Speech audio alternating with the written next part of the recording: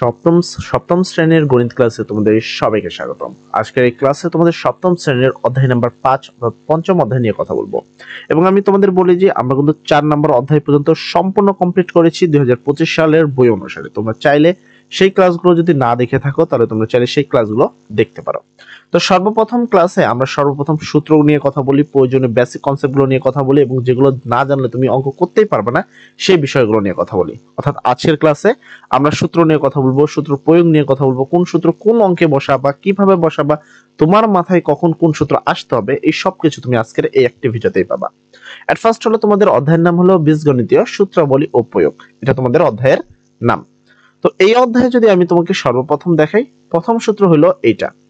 সূত্র নাম্বার 1 তোমাকে মুখস্থ করতে হবে a plus b whole square সমান সমান a square plus 2ab plus b square.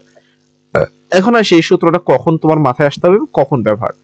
যখন কোনো প্রশ্নে বর্গ লেখা থাকবে, কোনো প্রশ্নে কি লেখা থাকবে, বর্গ। যদি কোনো প্রশ্নে বর্গ লেখা থাকে তাহলে তোমার মাথায় এই সূত্রটা আসতে হবে, a plus b whole square সমান সমান a square plus 2ab plus b square. আশা করি তুমি এই সূত্রের ব্যবহারটা বুঝতে পেরেছো। এখানে দেখো এই সূত্রেরই একটি বাংলা ফর্ম এখানে লেখা রয়েছে, তুমি চাইলে এটাও পড়তে পারো, তবে আমার মতে এটা থেকে এটা বেটার সাজেশন এবং এভাবেই তোমরা মুখস্থ করবা, ঠিক আছে? তো সেই ক্ষেত্রে অঙ্ক করতে তোমাদের অনেক সুবিধা হবে। তারপরে এখানে জ্যামিতিক কিছু বিষয় সেই সূত্রের উপরে বলেছে, এটা তোমাদের তেমন কোনো কাজে আপাতত লাগছে না। এর পরবর্তীতে তোমরা এই সূত্রটা মুখস্থ, এটা সেম আরেকটা সূত্র দেখো, একই সূত্র a square plus b square সমান সমান a plus b whole square minus 2ab। এই সূত্রটা কখন ব্যবহার করবা? এই সূত্রটা যখন মান নির্ণয়ের অঙ্ক করবা বা কোনো অঙ্কে বলবে মান নির্ণয় করো, তখন তোমরা এই সূত্রটা ব্যবহার করবা। আশা করি তুমি আমার কথাগুলো বুঝতে পারছো। সূত্র জানার সাথে সাথে সূত্র কোন জায়গায় ব্যবহার করা হবে সেই বিষয়টা জানা কিন্তু ইম্পর্টেন্ট। আচ্ছা, 2 নম্বর তোমরা এই সূত্রটা লেখো, পাশে লিখে রাখো মান নির্ণয় বা মানের ক্ষেত্রে ব্যবহৃত। তারপরে তোমরা লিখবা a minus b whole square সমান সমান a square minus 2ab plus b square. এই সূত্রটা তোমরা কোন জায়গায় ব্যবহার করবে বা কখন তোমার এই সূত্রটা লাগবে? এই সূত্রটা তখন করবা যখন তোমার বর্গের কথা বলবে। তার মানে হলো এই দুইটা সূত্র তোমাদের বর্গ মনে রাখবা, প্রথম একটা সূত্র এবং এই যে 3 নম্বর যে সূত্রটা আমরা আপাতত দেখাচ্ছি, এই দুইটা সূত্র বর্গের। আর মাঝখানে যে সূত্র 2 নম্বরে দেখালাম সেটা হলো মানের। কথা মনে রাখবা যে যেই অঙ্ক যখন দরকার তখন, যেমন এই যে অঙ্কগুলোতে বলছে বর্গ নির্ণয় করো, কি নির্ণয় করো? বর্গ। এখন এখানে প্লাস চিহ্ন আছে, তার মানে এটা 1 নম্বর সূত্র লাগবে, ঠিক আছে? এই সব জায়গায় প্লাস আছে, তার মানে এখানে তোমাদের কোন সূত্রগুলো লাগবে? এই যে এই প্রথম যে সূত্রটা দেখা দিলাম এই সূত্রটা লাগবে, কারণ এখানে মধ্যে প্লাস আছে। এবার অনেক অঙ্কে থাকবে কি মাইনাস চিহ্ন থাকবে, কি থাকবে? মাইনাস। তো সেই ক্ষেত্রে তোমার কি এই যে এই সূত্রটা a minus b whole square সমান সমান a square minus 2ab plus b square, এই অঙ্ক এই সূত্রটা তোমার তখন ব্যবহার করতে হবে। এখানে সূত্রের প্রমাণ রয়েছে, সূত্রের প্রমাণ তোমাদের কখনোই প্রশ্নে আসে না, তাই এটা নিয়ে তোমার টেনশন করতে হবে না, ঠিক আছে? এর পরবর্তীতে তোমরা পড়বা a square plus b square সমান সমান a minus b whole square plus 2ab। এটা কিসের সূত্র? এটা মান নির্ণয়ের সূত্র। এটা কিসের সূত্র?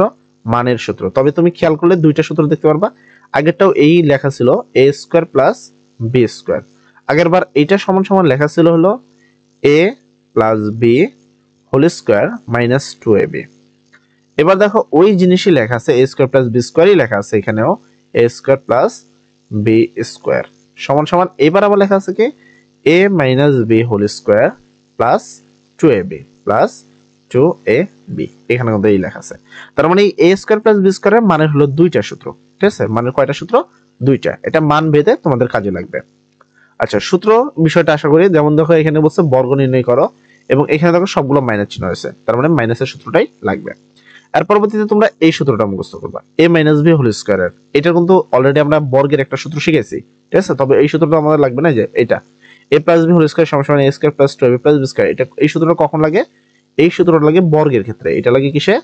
এইটা লাগে হলো বর্গের ক্ষেত্রে, যেটা আমরা বললাম, কিন্তু আমরা এই সূত্রটা লাগাবো a plus b whole square সমান সমান a minus b whole square plus 2ab। এই সূত্রটা লাগে কোন অঙ্কে? এই সূত্রগুলো লাগে যখন মান নির্ণয় করতে বলা হয়, তখন ওই সূত্রে তোমার এই সূত্রগুলো ব্যবহার করা হয়, ঠিক আছে? তারপরে এখানে দেখো a minus b whole square সমান সমান a plus b whole square plus minus 4ab।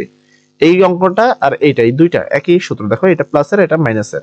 তো এটা কিসে লাগে? এইটা কিন্তু মান নির্ণয় করার কাজে লাগে, মানে মানের যে অঙ্কগুলো সেই ক্ষেত্রে লাগে। তারপরে এখানে তোমরা একটা সূত্র দেখতে পাচ্ছ, এটা জাস্ট সূত্রটা উল্টা করে আছে, সূত্রটাকে একটু সোজা করে নিবা। এখানে দেখো লেখা আছে a plus b whole square plus a minus b whole square into সমান সমান হলো কি 2 into a square plus b square. সূত্রটা আসলে এইভাবে পড়বা যে 2 into a square plus b square এর সূত্র হলো a plus b whole square plus a minus b whole square. কারণ প্রশ্নে এটা থাকবে তোমাকে এই অংশই বসাতে হবে। প্রশ্ন কখনো এই অংশটা দেওয়া থাকে না যে আমরা এটা বসাবো, আমরা এই অংশটা পড়বো। 2 into a square plus b স্কোয়ারের সূত্র হলো a plus b whole square plus a minus b whole square. ঠিক আছে, আশা করি আমি বারবার বলি সূত্র পড়ার সাথে সাথে তোমার এটা জানা উচিত যে সূত্রের প্রয়োগ কোথায় বা কোন জায়গায় এই সূত্রগুলো প্রয়োগ করতে হয়। এই সবগুলো সূত্র মান নির্ণয়ে প্রয়োগ করা হয়। A plus b whole square minus a minus b whole square সমান 4ab। সূত্রটা আবার উল্টা করে দেওয়া আছে, অ্যাকচুয়ালি হবে 4ab সমান সমান এটা হবে 4ab সমান সমান a plus b whole square minus a minus b whole square. তোমরা এইভাবে লিখবা, প্রথমে লিখবা তোমরা 4ab সমান সমান দিয়ে এই অংশটা লিখবা। ঠিক আছে, দেখবে তোমার শিক্ষকরাও কিন্তু এইভাবে দাগিয়ে দিবে, আগে 4ab লিখবে তারপরে এই অংশটা লিখবে, কেননা অঙ্ক যেভাবে থাকে শিক্ষক থেকে শুরু করে আমরা সবাই কিন্তু তোমাদের সেম ভাবে লিখবো, কখনো আমরা চাবো না তোমরা একটু অন্যরকম শিখো। ঠিক আছে, এরপরে তোমরা এখানে দেখতে পাচ্ছ মোটামুটি আর দেখো কোনো সূত্র, আই হোপ যে আর সূত্র নাই। তো সরাসরি আমরা চলে যাবো অনুশীলনী 5.1 এ। তো 5.1 এ যদি আমরা যাই, এখানে তোমরা দেখতে পারবো অনেকগুলো অঙ্ক রয়েছে। ফার্স্ট কথা হলো কি নির্ণয় করো, বর্গ নির্ণয় করো। 2 নম্বরে রয়েছে মান নির্ণয় করো, এবং তারপরে আবার সূত্র মানে পরের অধ্যায়ের জন্য। তো এইখানের মধ্যে সবচেয়ে গুরুত্বপূর্ণ প্রশ্ন কোনগুলো এগুলো আগে দেখানো, মানে অনুশীলনী কত, অনুশীলনী 5.1 এর মধ্যে সবচেয়ে ইম্পর্টেন্ট প্রশ্ন কোনটা, মানে কোন প্রশ্ন 100% আসবে। তো আমাদের মতে বা 100% তুমি গ্যারান্টি লিখে নাও, মানে লিখে নাও, যদি না আসে আইসো তুমি আমার কমেন্ট সেকশনে গাইল পারো প্রয়োজনে। ঠিক আছে, তো আমরা তোমাদের যেটা 100% গ্যারান্টি দেবো, তুমি পরীক্ষার কেন্দ্রে অর্ধবার্ষিকী তুমি তার ফলাফল পেয়ে যাবে যে হ্যাঁ ভাই আর কি কমন আসছে কিনা। তো m প্লাস 1/m সমান সমান এই যে অঙ্কটা রয়েছে, এই অঙ্কটাকে তুমি 100% দাগ দিবা। এই অঙ্কটা 100% তোমাদের প্রশ্নে আসবে। তো এটাকে তোমরা দাগ দিবা। তারপর এই 31 নম্বর প্রশ্ন যেটা আছে এইটাকে তোমরা দাগ দিবা। ঠিক আছে, মনে রাখবা আমরা কিন্তু সর্বপ্রথম চেষ্টা করবো যেগুলো কি ইম্পর্টেন্ট গুলো সেগুলো খুব ভালো করে করবা, সেগুলো যেন কোনোভাবেই তোমার ভুল না হয়। ঠিক আছে, সেগুলো ভুল হলে কিন্তু অনেক ক্ষেত্রে দেখবা যে তোমরা অনেক পিছিয়ে পড়ে যাবা। ঠিক আছে, তো এই দুইটা তোমরা পড়বা, পাশাপাশি তুমি যদি আরো কিছু পড়তে চাও আপাতত এখানে তো আমি মান নির্ণয়ের থেকে এখানে যাক। ক নম্বরে বর্গের থেকে প্রশ্ন আসবে, ক নাম্বার 2 মার্কের জন্য। ঠিক আছে, আর সরলের থেকে সচরাচর কোনো প্রশ্ন আসে না, বাট এখানে তোমাদের নৈবেতিক প্রশ্ন আসে, মানে সরল গুলো হলে এমসিকিউ এর জন্য করা হয়। আর মান নির্ণয় থেকে তোমাদের গ খ প্রশ্ন আসবে, এটা মনে করো 100% গ্যারান্টি। তো এখানে আমি তোমাকে সর্বপ্রথম দাগ দিয়েছি 34 নাম্বার, তারপর আমি দাগ দিয়েছি হলো 31 নাম্বার। এরপর যদি কোনো প্রশ্ন আসে সেক্ষেত্রে আমি তোমাকে দাগানোর চেষ্টা করবো হলো কোনটা দেখো।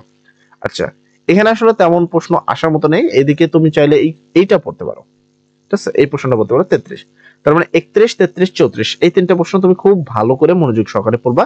100% তুমি এখান থেকে প্রশ্ন পেয়ে যাবে, আমি গ্যারান্টি দিয়ে দিচ্ছি। এখান থেকে মিনিমাম তুমি 8 মার্ক পাবা, আর এই বর্গের থেকে পাবা তুমি 2 মার্ক, এই হলো টোটাল 10 মার্ক। আজকের ক্লাসে মূল বেসিক কনসেপ্ট গুলো ছিল, মূল সূত্রগুলো ছিল, সূত্রের প্রয়োগগুলো কোথায় কোথায় হয় সেই বিষয়গুলো নিয়ে কথা বলার ছিল। আমরা এই সবগুলো বিষয় নিয়ে কিন্তু কথা বলে ফেলেছি। তো আগামী ক্লাসে তোমাদেরকে 5.1 অনুশীলনী 5.1 আমরা শুরু করবো ইনশাল্লাহ। আর এই ভিডিও থেকে যেইভাবে তোমাদের সূত্রগুলো লিখতে বললাম সেভাবে সূত্রগুলো লেখো, এই সূত্রগুলো সেই অঙ্কেই ব্যবহার করা হবে যেখানে আমরা বলেছি। সবাই ভালো থাকো, সবার জন্য দোয়া করি। আসসালামু আলাইকুম।